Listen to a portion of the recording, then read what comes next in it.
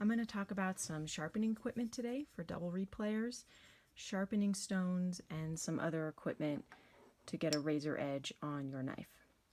There's a little more information in the link in this video. I'm going to start off with this Norton stone. This is a great stone for beginners. I start all my students on it.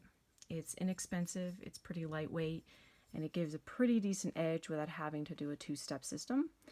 This is their regular size. I recommend this over the pocket size because it's a little bit easier to get your knife on there. You may want to invest in a stone holder depending on what kind of surface you're using. I also have students glue little plastic knobs on the bottom. That sometimes works. Here's a stone holder. I have it set for a bigger stone, but something like this can work as well.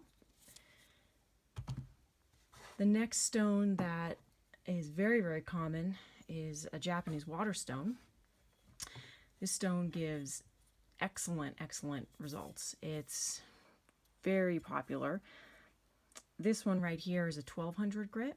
It's double-sided, 1200 on the same side. I've had this one for about 5 years. It started to get a little indented, but as you can see, I can flip it over and use the other side. And you also can use an extra coarse stone to flatten that out if you want to. This stone, being 1200 grit, definitely does need some kind of follow-up to get a really nice razor edge on the end. Either one of these types of tools, which I'll go over in a little bit, or an extra fine stone like a 4000 grit stone of some type. The other type of stone that's used a ton is diamond stones.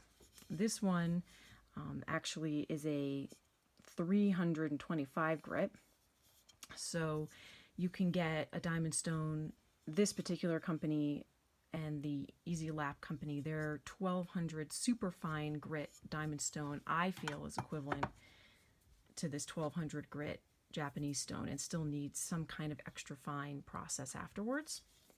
However, if you have a student come to you with a knife that's essentially a butter knife, you'll want something that's coarse.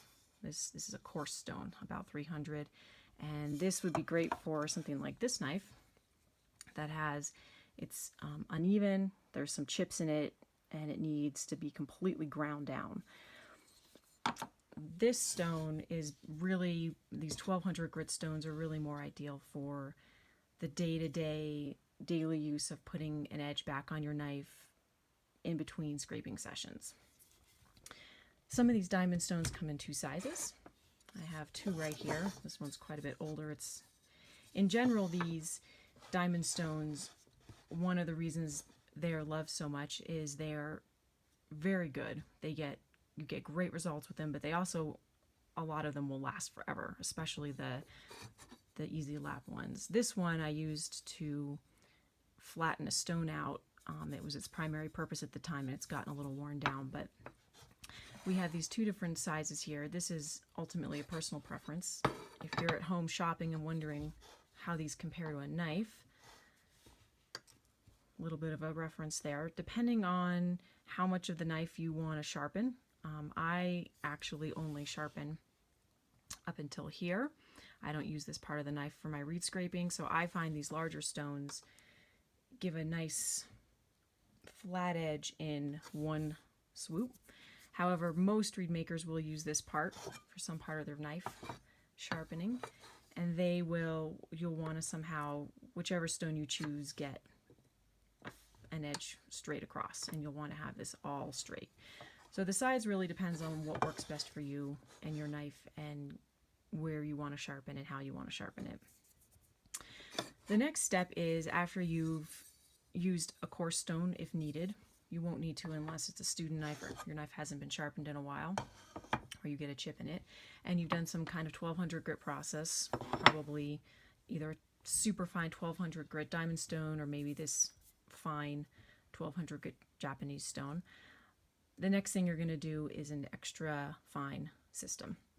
And before I talk about that, one quick note about water versus no water. These Norton stones can be used dry. Over time, it will accumulate some black residue, and you can put a couple drops of honing oil on there, use a cloth, and wipe it off, and you'll start to have a surface that will yield results again. These Japanese stones, one of the reasons I don't recommend them to students right away, other than the fact that you do need to follow them up with a two-step process, is that they do need to be used with water. So they can be a little messy. The results are so great. I find it's totally worth it. But I have this stone I store in water. It's the stone that lives under my desk. It's been in a bucket of water for 5 years and it just lives there and it's fine. I have one in my office that's dry, and I just submerge it in water for 10 minutes before I use it, and then I dump the water out and I leave it dry in between sessions. These stones, diamond stones, the easy lap stones that are the thin silver ones you'll find, do not need to be used with water. They can be used dry. These stones can be used with water and can be used dry. I use them with water. I feel it gives me a really smooth surface when I'm using the knife on it. It depends on your preference with that. These diamond stones are a little bit lighter, but a little bit bulkier. The easy lap stones, I don't have one with me here right now, are significantly thinner, but they are slightly heavier. So after you've used one of these sharpening stones, 300 coarse grit stone if needed, a 1200 grit stone after that, and if you're not using a Japanese stone or a diamond stone, there's also ceramic stones and Arkansas stones and other stones that I don't use as often in my studio. So I won't go over those today. The next step is to get a razor edge. And in order to do that, you can use a super fine stone, such as a 4000 grit stone, or there are some additional tools. This first tool is a burnishing rod. It's also similar to the ceramic sticks, which a lot of reed makers really love. They're lightweight. They can come in a base that gives you a certain kind of angle.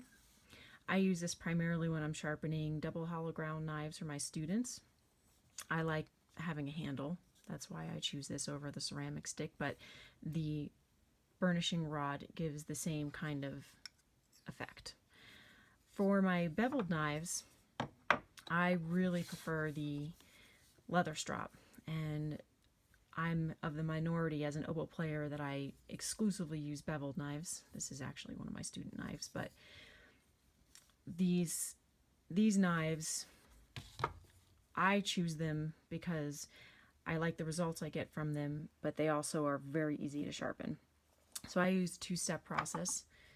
This Japanese stone is my primary stone that I use at home in my reed making in combination with this leather strop.